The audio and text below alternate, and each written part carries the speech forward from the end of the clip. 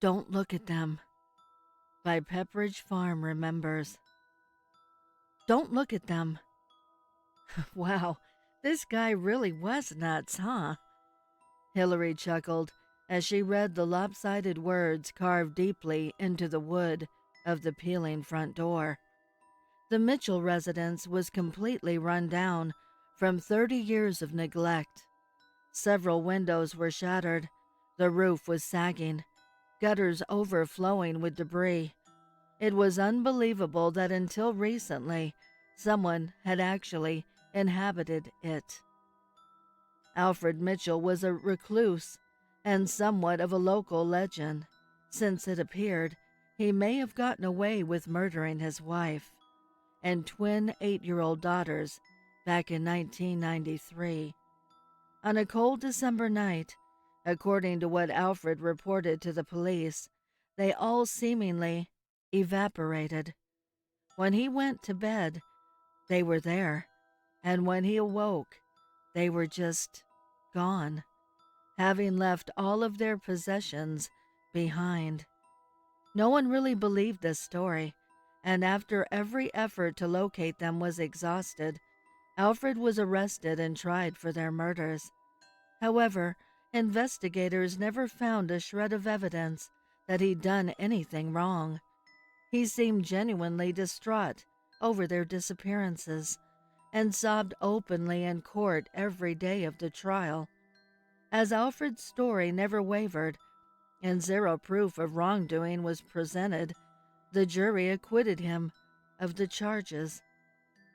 In the court of public opinion, though, he was guilty, all but shunned by his peers, maligned as a psycho, a murderer, a fiend. Only one person in town was willing to give him a job, working as a mechanic behind the scenes and making just enough money for his mortgage and his booze. Alfred spent the rest of his miserable years alone until 2 weeks ago when he died of liver failure.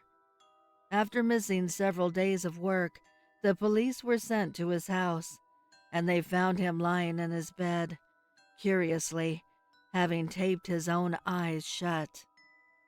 Hillary and I, now 16, had been fascinated with the mystery since we first heard the story as children, and once the dust settled, took the opportunity to do some nighttime exploring, figuring we'd have the least chance of getting caught trespassing after dark. Shining our flashlights ahead, we crept through the front door and found the state of the interior was no better than the exterior. There were so many empty liquor bottles on the floor, you couldn't take a step without kicking one, and a stench of rotten, moldy food permeated the air. Worse, though, were the words carved into nearly every square inch of the walls. Don't look at them. It's not them. The faces are wrong. At least I can hear their voices. But they're dead. It took them. It wants this. It feeds on your pain. Whoa, this is some freaky shit, I whispered, turning to face Hillary. As I did, she dropped her flashlight. I heard her whimpering through shallow, shaking breaths. The beam from her light illuminated 2 small pairs of feet in identical shoes, standing in the hallway, and I heard the giggling of young girls.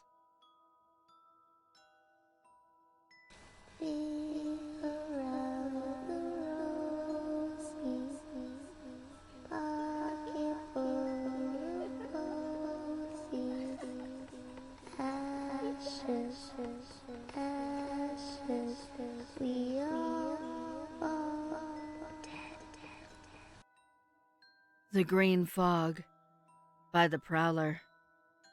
2 men were walking on a Massachusetts beach one autumn day. They had just finished a long day of fishing and were heading home. On their way back, Dark clouds started to roll in. Then a flash of lightning crashed across the sky, and a hard rain started to pour. The men started to run. Since they were nowhere near their home, they decided to take shelter in an old abandoned beach house they came across. The men got the door open and went inside. The storm was growing very violent now. It was so dark, and all that could be heard was the hollow wind blowing all around them.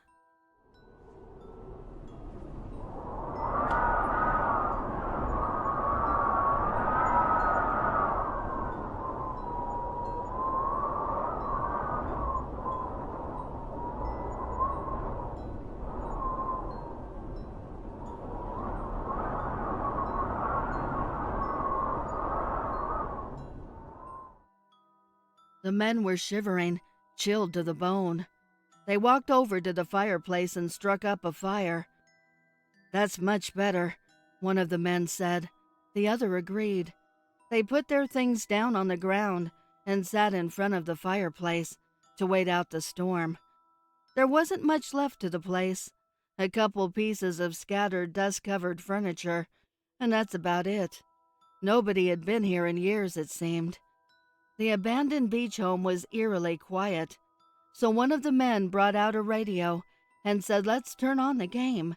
That'll give us something to do while we wait out the storm." The other agreed.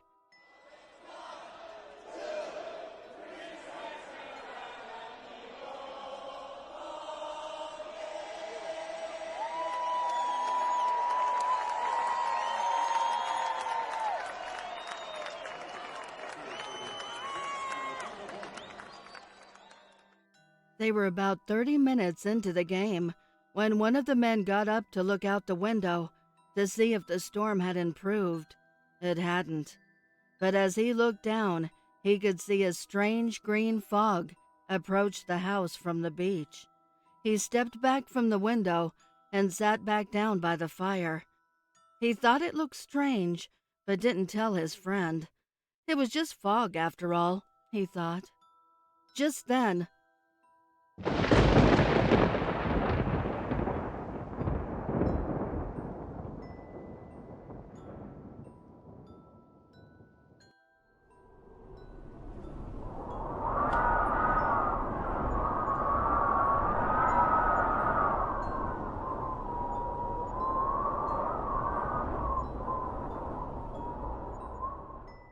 a loud crack of lightning flashed through the house, emanating a green hue from the fog. A strong gust of wind blew down the fireplace and snuffed out the fire. The men both had a shiver run down their spines. The radio started to crackle, and the sounds of the ball game were fading in and out, with the voice of a woman saying, "Can you help me? Please help me. Can you help me, please?"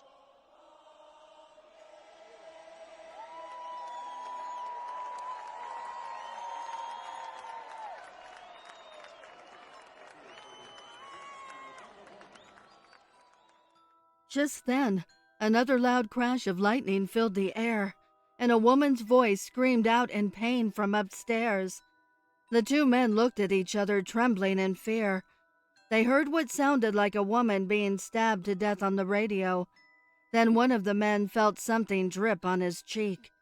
He looked up, and it was a pool of blood seeping from the floorboards. "Holy shit! What the hell is going on here?" one of the men said. Before his friend could reply, a door violently swung open and crashed against a wall upstairs. The two men got up and stood at the bottom of the stairs to see what was up there. They heard heavy boots walking across the upstairs hall. Then a loud thud hit the ground, and then a wet, dragging sound followed behind it. One of the men shouted, "Who's up there? Leave us alone! We have a gun. We'll shoot you." The other man whispered, "Why did you say that? We don't have a gun." "I know that, but he doesn't." It was silent now, both men still looking upstairs, when the radio in the living room started to crackle. It was the woman. Why didn't you help me? Why wouldn't you help me? Then, from upstairs, they heard a man's soft maniacal laugh. The boots walking down the stairs, dragging what sounded like a body behind him, but nothing was there. No man. Nothing. The sounds were getting closer. It was almost on top of them now. One of the men saw a trail of blood coming down each step as a thud hit each floorboard. The footsteps reached the bottom of the stairs. The two men looked at each other, trembling, then looked back in front of them. When they heard a low, evil growl, the two men screamed in fright, turned, and ran out the front door, into the storm, never to return again.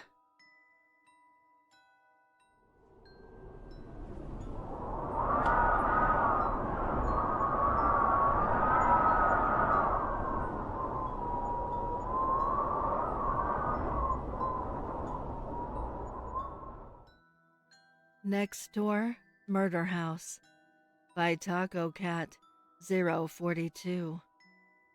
I live in a small town in the country part of Pennsylvania, and nothing really ever happens. Life is boring. The town is big enough that if something does happen, no one hears about it. But it's small enough that events like this one can happen. So it was about 2010, and my sister and I were pretty adventurous for girls. Every other week or so, we would go out walking and always find ourselves attracted to this one house. The house was in an open field near some woods. It was also like 100 yards from our house. It was a small one-story building, but the real issue was that it gave off like early 2000s horror movie house vibes. It had the dark brown wood. It looked broken and gross. A couple shattered windows. You get the point. Looking back, we really shouldn't have gone in there. Just the looks alone should have turned us away. But we were little adventurers back then. For the longest time, we had never entered it. We had just maybe walked around, ding-dong ditched, or sometimes peered through the windows to press our luck. But we never went inside until one day we decided to change that. One day we thought it was time to go in. We walked to the house, and my sister, the older one, was the one to do the honor of turning the doorknob. Weirdly, it wasn't locked or tight at all. For such an old-looking building, the knob should have been at least a little bit tight or something. That also should have turned us around, but it didn't.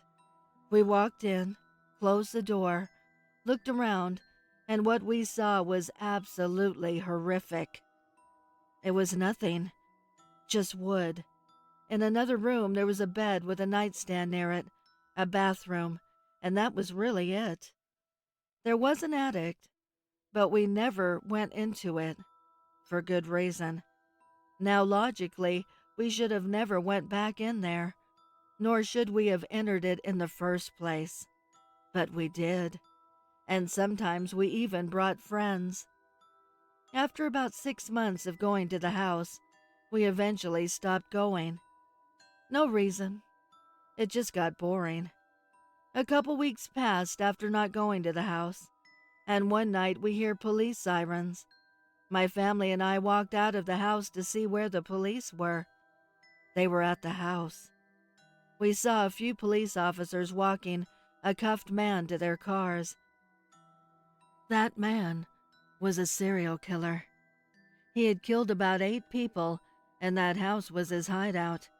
It was also announced that he had killed people in the part we had never checked, the attic. Eventually, the house got destroyed and is now covered by grass and weeds. Now, this story isn't really that scary, except for 4 things. First, this actually happened. Second, He was practically our neighbor, so if he ever found out we had been there, he could have hunted us. Third, if we had went into that attic, what would we have seen? Fourth, and probably the most scariest, for me at least, was what if that man had been in there one of the times we were in there? I mean, we were in there a lot. Heck, we brought friends in there.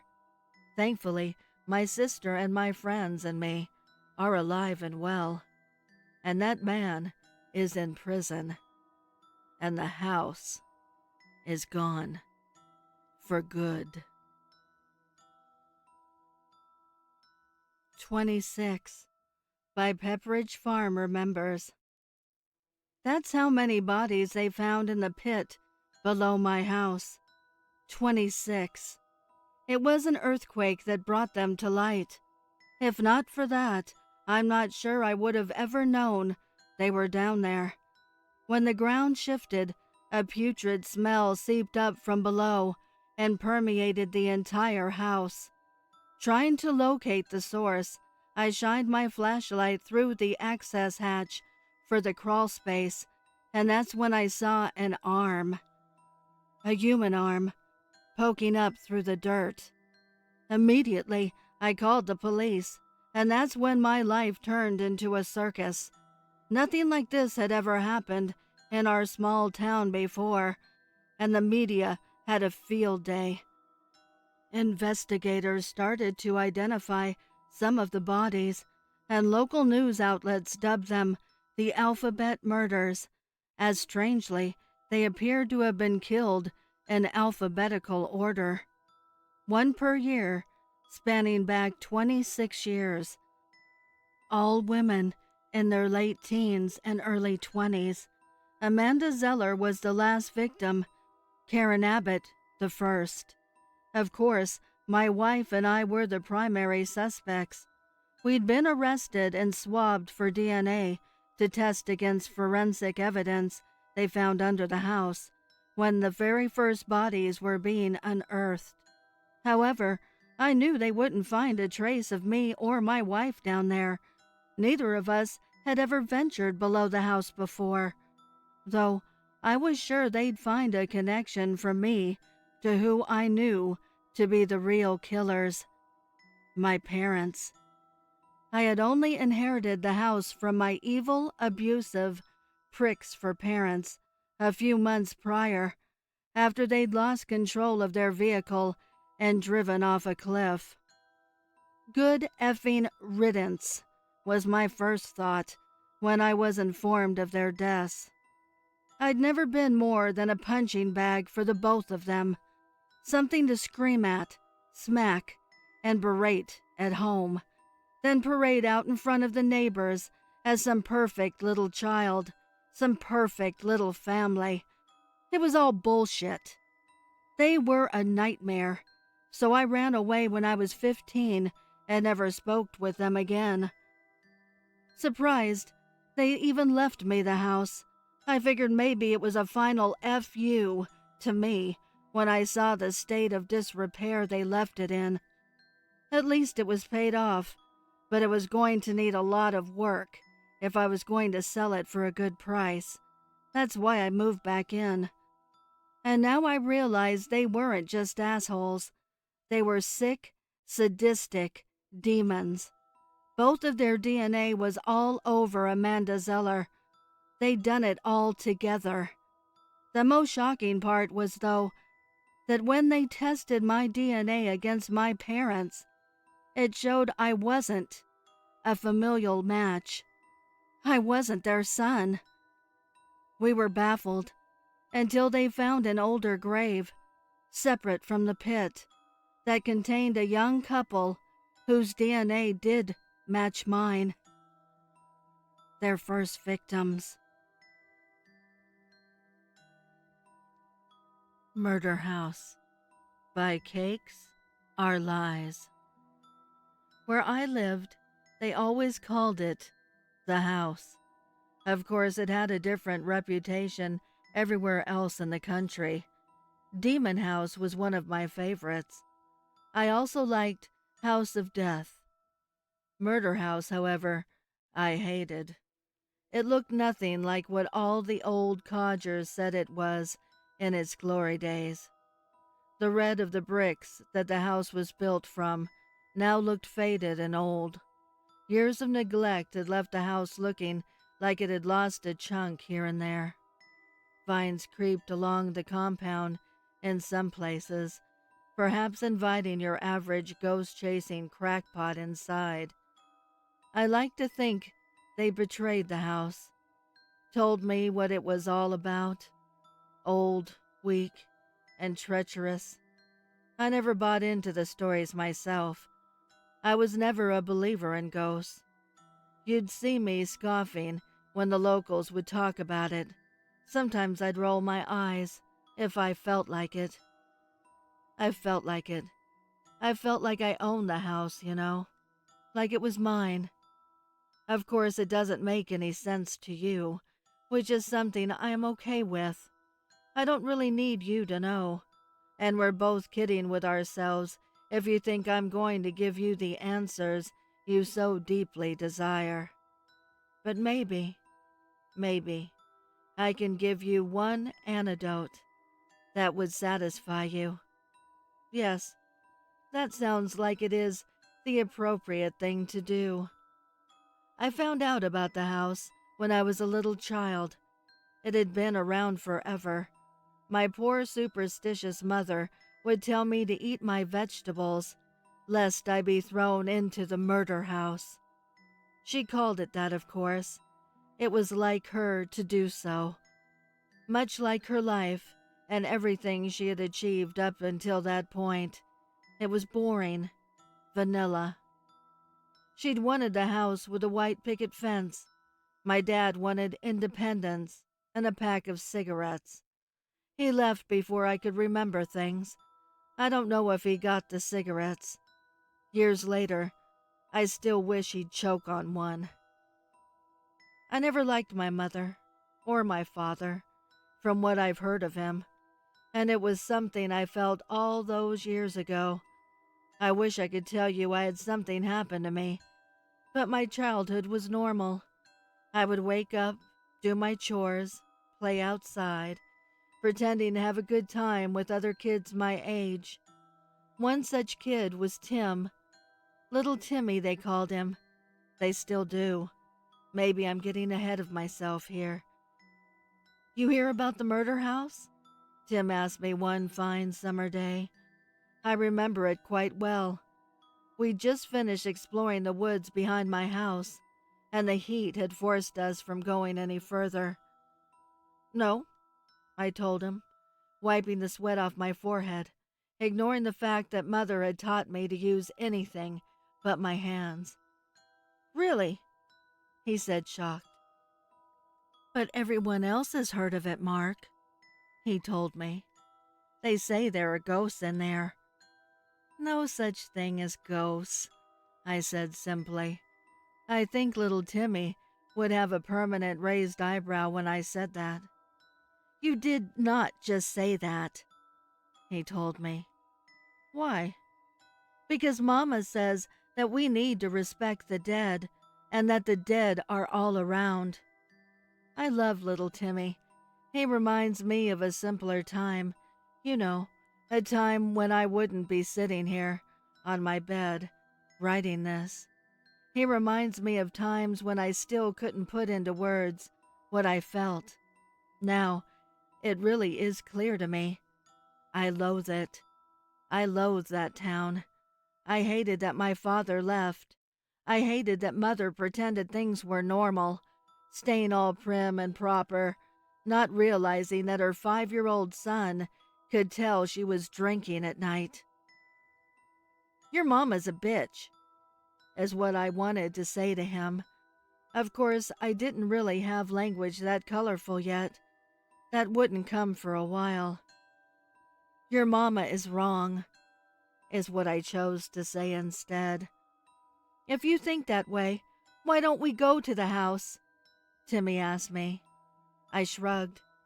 Doesn't seem like a bad idea, does it? I asked him. Minutes later, we were right outside the house. It hasn't changed much since then. Still looked old, still looked dead. Go inside. Why don't you? Timmy asked me. I wanted to groan and snap his neck. If you head behind the house, there is a little hole in the wall that a young child or a tiny person can crawl under. I decided that this would be my entry into the house. Before I could head off on my adventure, Timmy gripped my hand. Mark, you don't have to do it, he told me. I pulled my arm away. I'd show him.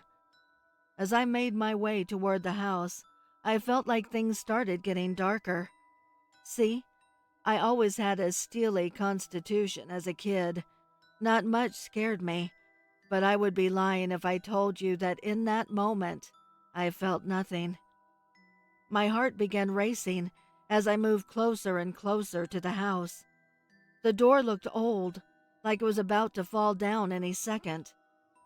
I don't know what I was expecting, but I knocked.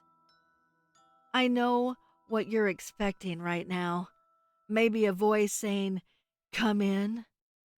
Yes, maybe the door opening by itself. I hate to disappoint you, but there is no such thing as a ghost. I knocked again, and nothing happened. Finally, I pushed the door open. Maybe you think I found a dead body in there. I didn't. It was just an old, empty house. There were pipes jutting out, not like the pipes at our house, which were under the walls. There was a fireplace, something we couldn't afford at our own place. There were cobwebs on the ceiling. I walked around. I did so for a good half-hour, really. For all they said about this house, it was just disappointing. There was nothing to see, just a decrepit house. Oh, but there was one thing. As I was getting ready to leave the house, triumph in my heart and probably on my face, I heard a voice. Well, it was more like a moan.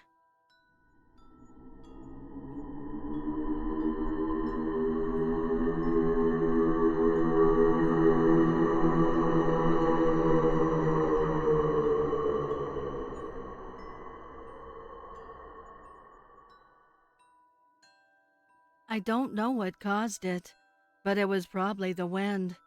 However, I was a 5-year-old at the time, and for the first time in the last half an hour, I was truly scared. I ran out of the house, wanting nothing more than to get out. I felt like I heard some bricks falling apart as I slid through the hole I had used to enter the compound. Mark! Say what you will about little Timmy, not many would have stayed. He was more courageous than I.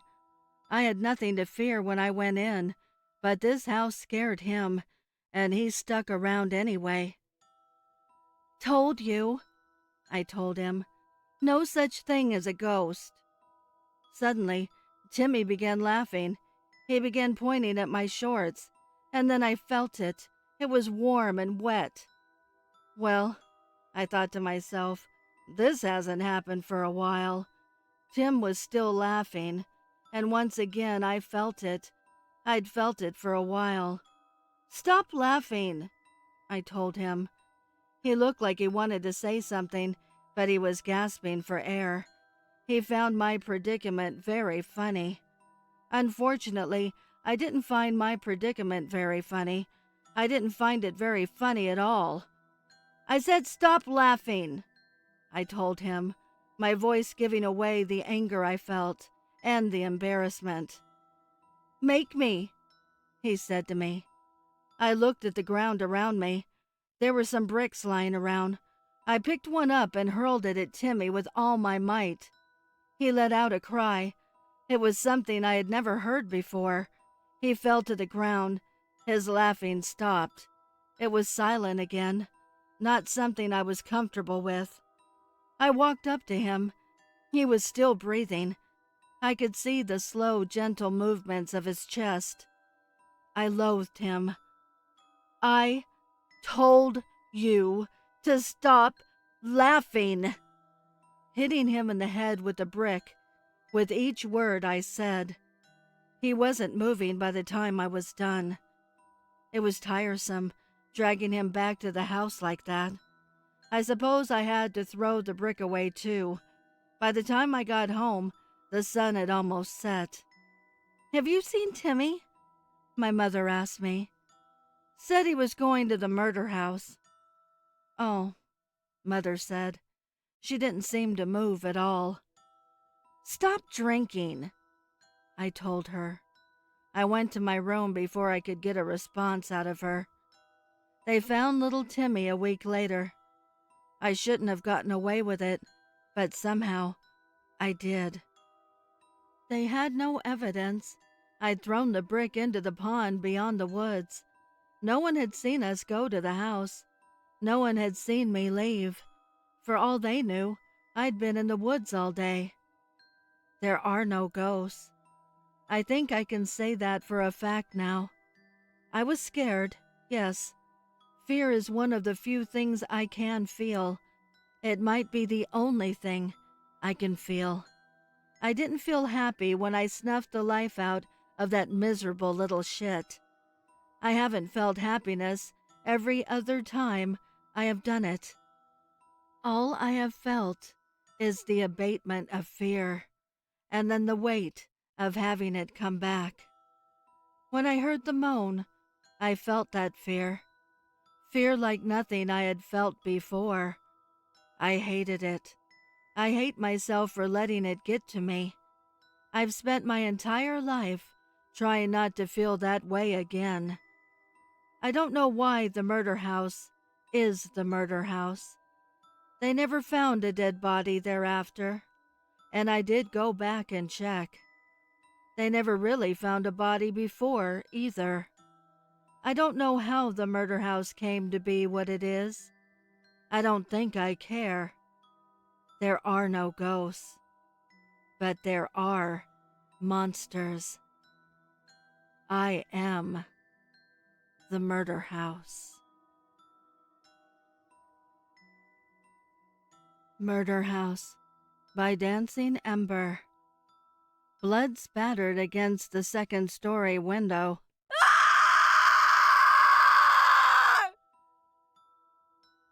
She screamed.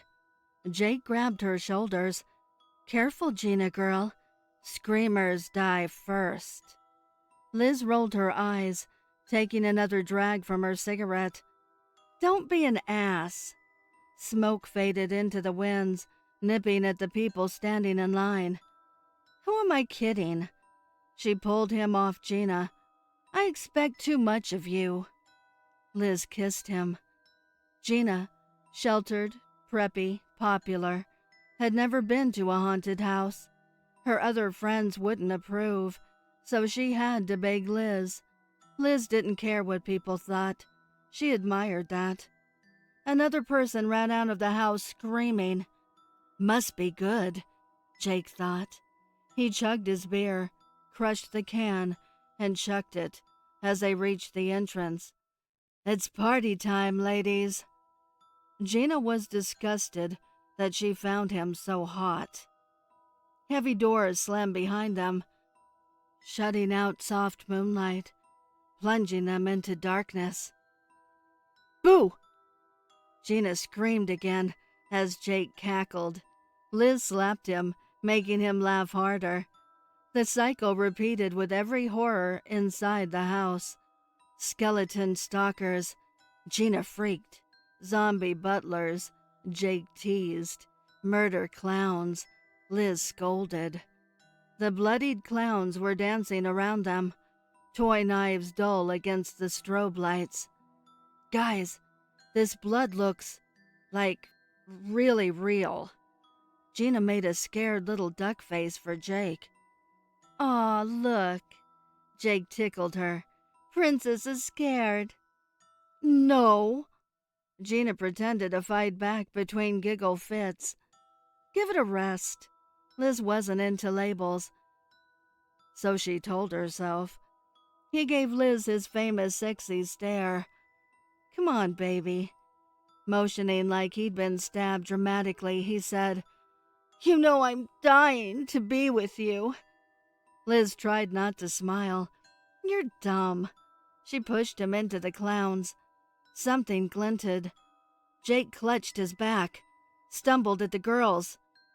"Help!" Liz put her hands on her hips.